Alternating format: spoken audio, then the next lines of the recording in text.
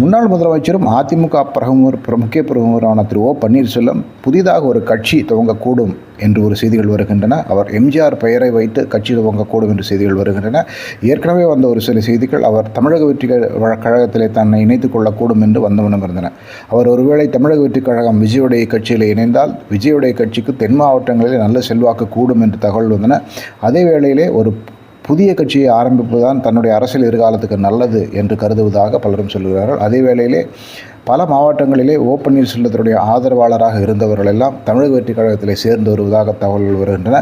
ஓ பன்னீர்செல்வம் அதிமுகவை தான் மீட்டெடுப்பேன் என்று சொல்லி அது குறித்து ஒன்றும் செய்ய முடியவில்லை என்ற ஒரு விஷயம் அவருடைய ஆதரவாளரிடையே பெரிய அதிருப்தியை ஏற்படுத்தியதால் அதிலே பலரும் கூட விஜயுடைய கட்சிக்கு போய் கொண்டிருக்கிறார்கள். ஓ பன்னீர்செல்வம் ஒன்று விஜய் கட்சியில் சேருவாரா இல்லை எம்ஜிஆர் பெயரிலே புதிய கட்சி துவங்குவாரா என்று பொறுத்திருந்து பார்க்க வேண்டும். ஓ பன்னீர்செல்வம் புதிய கட்சியா இல்லை விஜய் ஆதரவாக மாறுவாரா என்று பொறுத்திருந்து பார்க்கலாம்.